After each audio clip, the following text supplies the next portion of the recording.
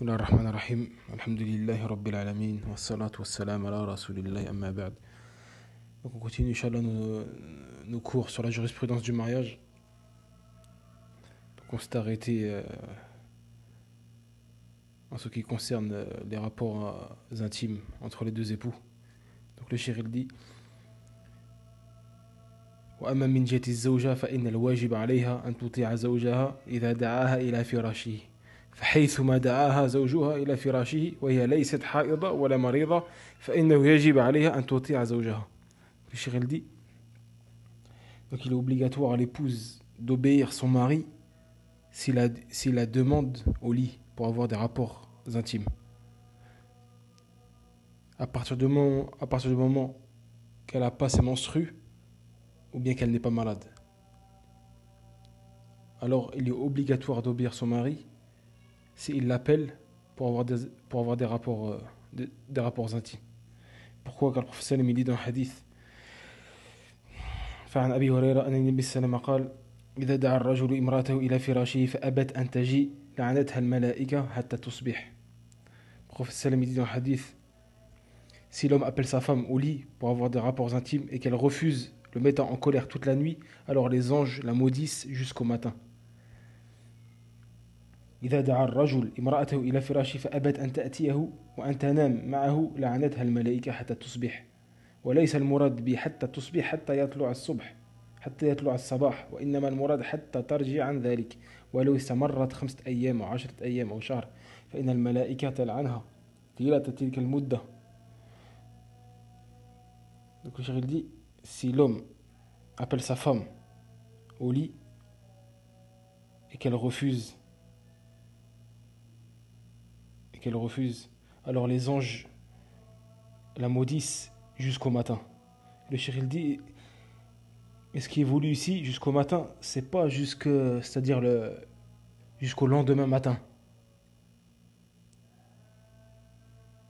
Mais plutôt, il dit le sens qui est voulu ici, c'est jusqu'à qu'elle revienne et accepte la demande. Même si ça dure 5 jours, 10 jours, même 1 mois, tant qu'elle n'est pas revenue sur sa position, alors les anges la maudissent. Même si ça dure 1 mois.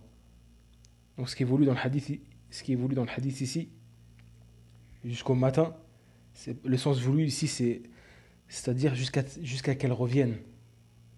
Même si ça peut durer 1 mois. Tant qu'elle n'est pas revenue, elle n'a pas accepté la demande, les anges la maudissent toute cette période-là.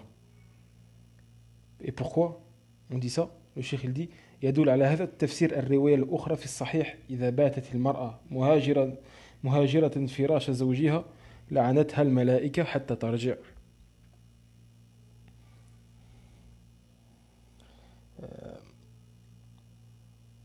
Et ce qui prouve cela, que ce qui est voulu dans le hadith, c'est pas jusqu'au matin, mais jusqu'à temps qu'elle revienne et qu'elle accepte la demande, mais ça peut durer 5 jours, 10 jours, 1 mois. C'est une autre version. Il y a une autre version du hadith qui dit, le prophète il dit, si la femme passe la nuit en délaissant le rapport intime avec son mari, après qu'il l'a demandé, alors les anges la maudissent jusqu'à qu'elle revienne. Donc cette version-là explique la version précédente qu'on a citée précédemment. Hatta tarji'a, jusqu'à qu'elle revienne. Les anges la maudissent jusqu'à qu'elle revienne, qu'elle accepte la demande et qu'elle revienne sur sa position. Donc là, le prophète il l'a pas précisé. Jusqu'au matin, 1 jour, 2 jours, jusqu'à qu'elle revienne. Même ça peut durer 1 mois, 2 mois. Elle est maudite jusqu'à qu'elle revienne et qu'elle revienne sur sa position. وعن أبي هريرة رضي الله عنه أنه قال رسول الله صلى الله عليه وسلم والذي نفسي بيده ما من رجل يدعو امرأته إلى فراشها فتأبى عليه إلا كان الذي في السماء ساخطا عليها حتى يرضى عنها. Donc le prophète alayhi salam il dit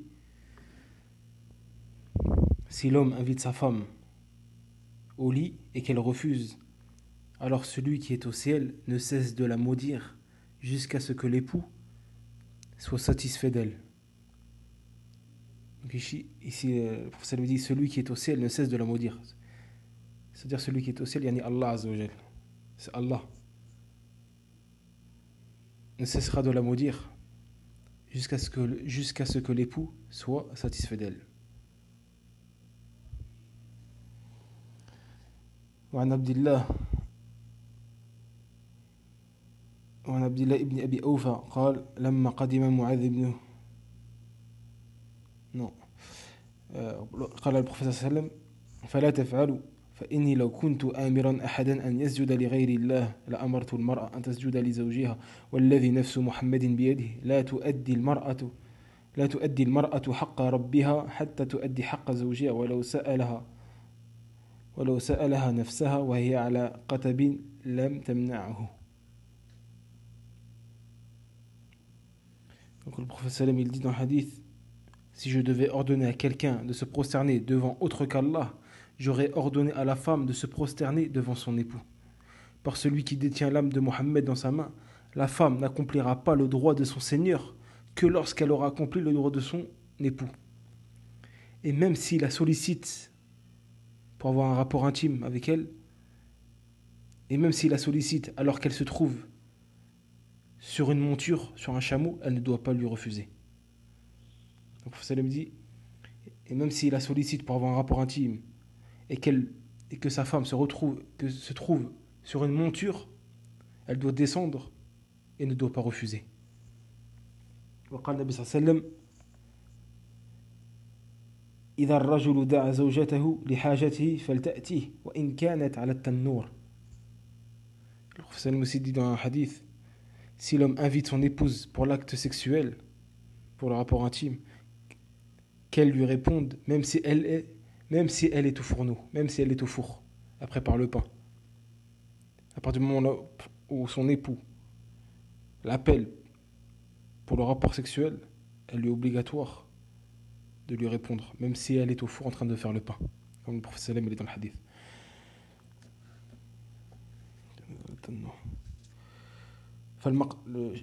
وقال الشيخ فالمقصود أن المرأة إذا دعاها زوجها إلى الفراش حتى لو كانت في الشغل يجب عليها أن تجيبه. Donc le but de ces deux hadiths là précédents qu'on a cités, c'est que la femme, si l'homme il l'appelle pour avoir des rapports intimes avec elle, il lui est obligatoire de lui obéir même si elle est occupée. Comme le professeur l'a dit, même si elle était sur le dos d'une monture, ou bien si elle est en train de faire son pain auprès de son four, etc., elle lui est obligatoire de délaisser le travail qu'elle fait pour répondre à l'appel de son mari. وقال الشيخ اليوم بعض النساء موظفات وإذا دعاها زوجها إلى الفراش قالت غدا عندي دوام لا يجوز هذا فالمرأة الصالحة تتجنب هذه المعصية العظمى التي هي من كبائر الذنوب وهي عدم إجابة الزوج إلى الفراش مع عدم المانع. Et le cheikh dit aujourd'hui il y a des femmes, certaines femmes qui travaillent. Et si son époux l'appelle au rapport intime, elle lui répond désolé demain je dois travailler, en refusant. Le cheikh dit cela est interdit. La femme pieuse doit s'écarter de ce grand péché qui fait partie des péchés capitaux, des grands péchés, كبائر الذنوب, qui est le fait de ne pas répondre à la demande du mari pour les rapports intimes sans excuse valable. وللزوج أن يأتي زوجته كيف شاء إذا اجتنب المحل المحرم وهو الدبر فللزوجين الاستمتاع ببعضهما ما اجتنب المحل المحرم. Donc le cheikh dit, et il est permis à l'époux d'avoir des rapports sexuels avec sa femme par n'importe quelle manière de le faire. Il a la possibilité de faire des rapports intimes avec sa femme par quelconque manière qui lui convient, à partir du moment qu'il s'écarte de l'endroit interdit, c'est-à-dire la voie anale, l'anus. فَلِلزَّوْجَيْنِ الاستمتاع ببعضهما. Donc à chacun des deux époux, c'est-à-dire à chacun des deux époux d'avoir ou bien de pratiquer le rapport sexuel comme ils le veulent, à partir du moment qu'ils s'écartent, comme on a dit, de la voie anale. فعن جابر رضي الله عنه قال كانت اليهود تقول إذا جامعها من ورائها جاء الولد أحول فنزلت نساؤكم حرث لكم فأتوا حرثكم أن شئتم. Donc le compagnon Jabir, qu'Allah l'agrée, il dit, et les juifs disaient, si l'homme pénètre le vagin de son épouse par derrière, l'enfant naîtra avec un strabisme, c'est une maladie. L'enfant naîtra avec une maladie. Alors Allah révéla dans le Coran, vos épouses sont pour vous un champ de labour, allez à votre champ comme vous le voulez. Donc l'homme peut avoir des rapports avec sa femme de la manière qui lui convient, du moment qu'il s'écarte de la voie anale. Donc il peut avoir des rapports de la manière, selon la manière qui lui convient, que ce soit par derrière, par devant, à partir du moment où c'est par voie vaginale et non anale. Comme on vient de le voir dans le hadith précédent qu'on vient de citer, ce qu'a dit Allah Azza wa Jalla dans le Coran.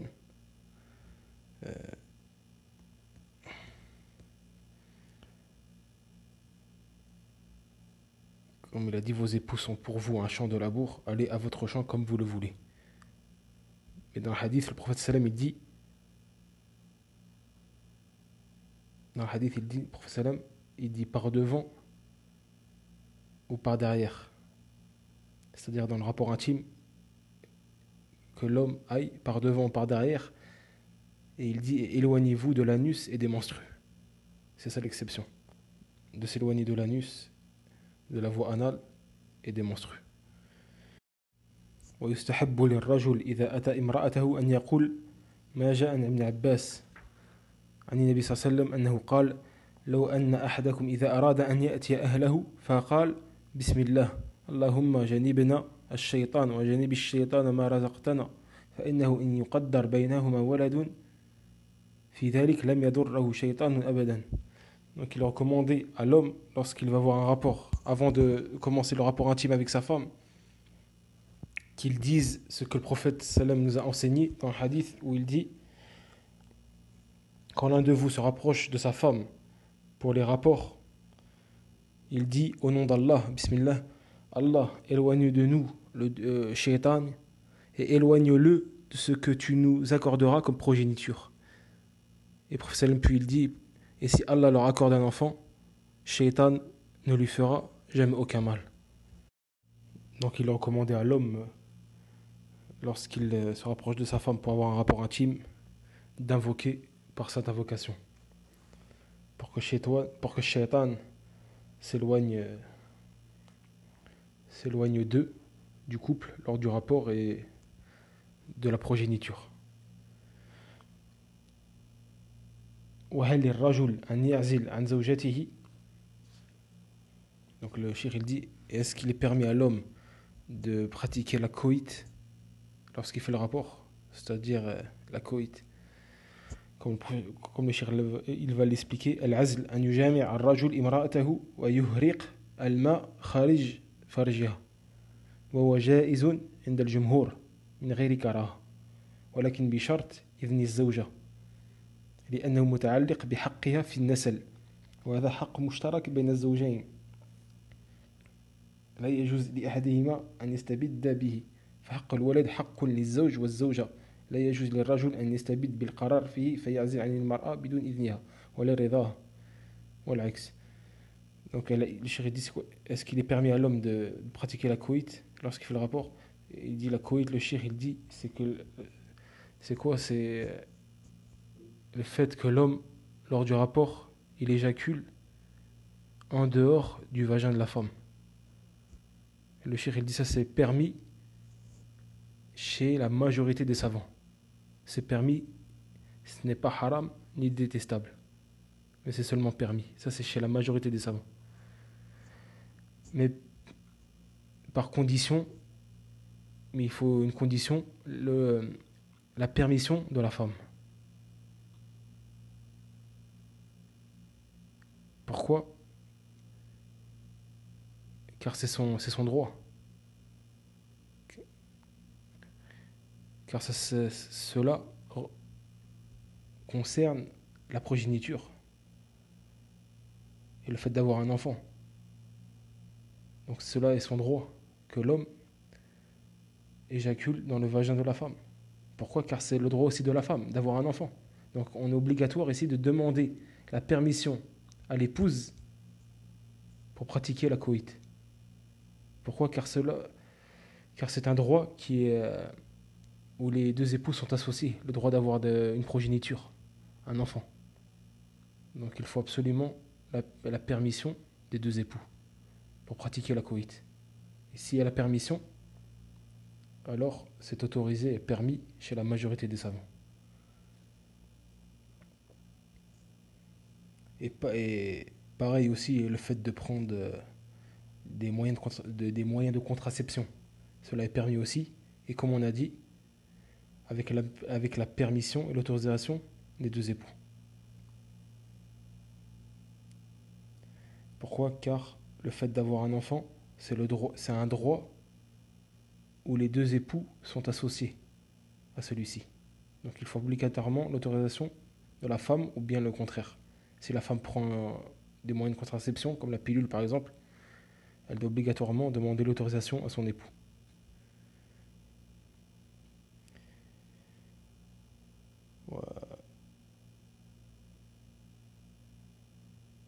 قال جابر رضي الله عنه كنا نعزل على عهد النبي صلى الله عليه وسلم والقرآن ينزل وفي رواية عند مسلم قال كنا نعزل على عهد رسول الله صلى الله عليه وسلم فبلغ ذلك النبي صلى الله عليه وسلم فلم ينهانا. Donc Jabir il raconte dans un hadith, il dit nous pratiquions la coït au temps du prophète sallallahu alayhi wa sallam alors que la révélation du Coran descendait. Et dans une autre version il dit nous pratiquons la coït au temps du messager d'Allah sallallahu alayhi wa sallam. Et quand il était mis au courant, il ne nous l'a pas interdit. Donc le cheikh il dit il est permis de pratiquer la coït, surtout s'il y a par exemple un intérêt dans cela. Quand par exemple la femme tombe souvent enceinte. Donc les deux époux se mettent d'accord pour pratiquer cela, la coït, ou bien utiliser des moyens de contraception pour espacer par exemple les naissances, pour les espacer. Car cette femme, machallah, comme il dit le cheikh, elle tombe souvent enceinte. Donc, par exemple, prendre des moyens de contraception ou bien pratiquer la coït pour espacer les naissances, par exemple, et régler cela, si c'est permis. Par exemple aussi, la femme est malade, elle peut pas être enceinte à ce moment-là. Pourquoi? Car elle est malade ou bien là, et elle a une fatigue ardente, ou bien une maladie qui va la fatiguer, qui va l'empêcher d'être en bonne santé lorsqu'elle va être enceinte. Il est permis aussi de pratiquer cela. Ou bien elle veut apprendre par exemple le Coran. Donc elle veut retarder par exemple sa grossesse pour profiter d'apprendre le Coran. Aussi ici c'est permis dans ce cas-là de prendre des moyens de contraception ou bien de pratiquer la coït. Si l'époux est d'accord et l'autorisation de l'époux. Mais le cheikh dit par exemple s'il n'y a pas d'intérêt en cela, de prendre un moyen de contraception ou bien de pratiquer la coït, il n'y a aucun intérêt. comme on a cité précédemment, il n'y a pas d'intérêt, mais c'est juste comme ça pour faire. Ici, c'est détestable. Le shir, il dit c'est détestable. C'est pas haram de le faire, mais c'est détestable. S'il n'y a pas d'intérêt à le faire. Puis après, le shir, il dit, et parmi la jurisprudence de la compagnie entre les époux, par rapport aux rapports intimes, qu'il est interdit, formellement interdit, aux deux époux de raconter ce qu'il se passe entre eux lors des rapports intimes. Il est interdit, ça c'est haram, de raconter ce qu'il se passe entre eux à autrui en ce qui concerne les rapports intimes, ce qu'ils font entre eux lors des rapports intimes. Ça c'est interdit. قال النبي صلى الله عليه وسلم إن من أشر الناس عند الله منزلة يوم القيامة الرجل يفضي إلى امرأته وتفضي إليه ثم ينشر سرها. Salam dit dans le hadith, parmi les hommes qui occupent les plus mauvaises places au jour de la résurrection, celui qui révèle des secrets liés à ses rapports intimes avec sa femme. Donc le cheikh il dit, et certaines personnes qu'Allah les guide, ils dévoilent ces choses-là à autrui, à leurs amis, à leurs proches, etc. Par exemple, tu vois l'homme, il décrit sa femme à son ami. Il dit, par exemple, un tel elle est froide, un tel elle est chaude, par exemple, comme le cheikh dit. Ou bien, elle est comme ceci, elle est comme cela. Ça, c'est interdit, c'est haram, comme le prophète sallam l'a dit. Pareil pour la femme, elle décrit son mari au lit, soit à ses proches, à sa famille, à sa sœur, à sa mère, à sa copine. Elle dit par exemple, un tel n'a rien, un tel fait pas ceci, fait pas cela, etc. Ça c'est formellement interdit. Et dans le hadith, le prophète sallam aussi, il dit dans notre hadith, d'après Asma bint Yazid, qu'Allah l'agrée, elle dit, j'étais auprès du messager d'Allah sallam, et les hommes et les femmes étaient assis auprès de lui. Alors le prophète sallam a dit, peut-être qu'un homme raconte ce qu'il a fait avec sa femme, et peut-être qu'une femme raconte ce qu'elle a fait avec son mari. Alors les gens se sont tus. Donc Asma elle dit quoi? Les gens se sont tus. Mais moi j'ai dit, certes au messager d'Allah, par Allah, ils le font et elles le font.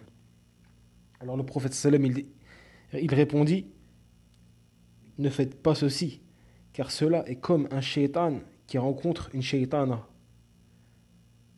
et a un rapport avec elle alors que les gens les regardent. Donc le cheikh dit, donc celui qui dévoile les secrets du lit et du rapport avec son mari ou bien avec son épouse, il est comme un diable, comme un shaitan qui a rencontré une shaitan, une diable, dans la rue et ont eu un rapport alors que les gens les regardent. Donc c'est l'homme ici, il a comparé le fait de faire cela à ceci. C'est comme si c'est comparable à un shaitan qui rencontre une shaitan dans la rue et qu'ils font un rapport alors que les gens les regardent. Donc le fait de dévoiler le secret de ce qui se passe entre les époux lors des rapports intimes, c'est comparable à cela. Qu'Allah nous en préserve. Donc il convient aux deux époux, comme le cheikh il dit, de préserver ces choses-là, de ne pas les dévoiler par peur de tomber dans ce que le prophète sallam a mis en garde. Wallahu a'lam wa sallallahu ala nabiyyina Muhammad.